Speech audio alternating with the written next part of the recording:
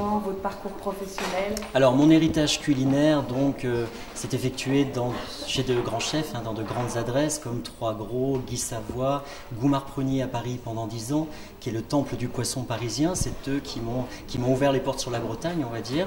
Et puis j'ai aussi suivi une formation en pâtisserie, parce que je suis aussi pâtissier. La pâtisserie m'a apporté beaucoup de rigueur dans ma cuisine, l'exigence au quotidien.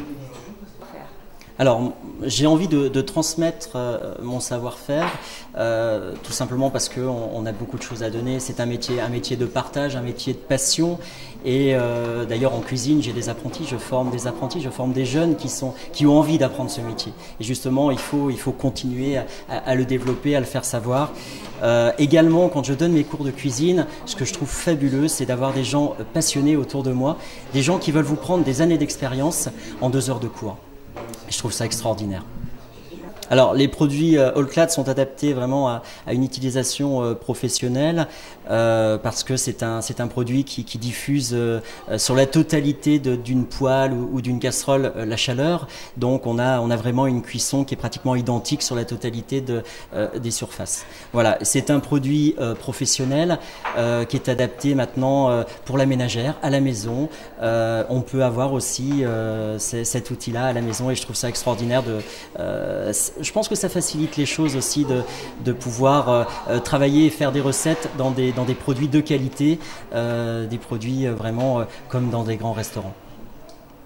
Alors, les produits All-Clad sont adaptés vraiment à une utilisation professionnelle parce que c'est un produit qui diffuse sur la totalité d'une poêle ou d'une casserole la chaleur. Donc, on a vraiment une cuisson qui est pratiquement identique sur la totalité des surfaces. Voilà, c'est un produit professionnel qui est adapté maintenant pour la ménagère, à la maison. On peut avoir aussi cet outil-là à la maison et je trouve ça extraordinaire je pense que ça facilite les choses aussi de pouvoir travailler et faire des recettes dans des produits de qualité, des produits vraiment comme dans des grands restaurants. Alors le goût, c'est dès le plus jeune âge. Le goût, c'est les parents qui vont le transmettre aux enfants.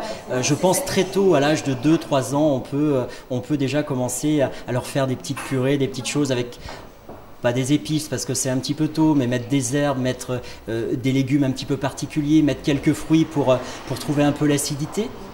Donc le goût, ça va être pendant toute une vie, on va cultiver ce goût, ce savoir.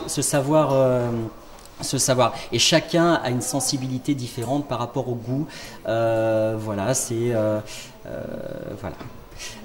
Moi-même, quand j'imagine une recette avec mon équipe, quand je la mets sur papier, c'est vrai que le goût, je l'ai déjà en tête. Et quand je vais goûter la recette, une fois réalisée, je ne veux pas être surpris. Il faut que je sois exactement dans la même idée et dans la même pensée que j'avais au départ à la réalisation et à l'imagination de la recette. Et un peu moins proche. Alors mes ambitions pour l'avenir, des projets, j'en ai plein la tête. Je ne vis qu'avec des projets. C'est comme ça qu'on peut avancer. Dans notre métier, c'est vrai qu'on a cette passion, cette envie du partage au quotidien. Le partage, moi, je l'ai avec mes clients tous les jours. Je l'ai avec mes élèves au niveau des cours et puis avec mon équipe, parce que j'ai une équipe, il faut le dire, c'est des gens qui travaillent au quotidien avec moi. Bon, je suis pas trop difficile au niveau du travail. Je suis quelqu'un de très exigeant, par contre. Mais c'est vrai que je suis pas trop difficile à travailler.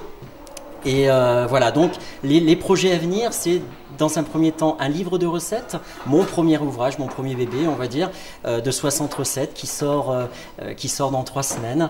Donc je suis le plus heureux, voilà. Et puis l'ouverture d'une 3e adresse très bientôt sur la région lyonnaise.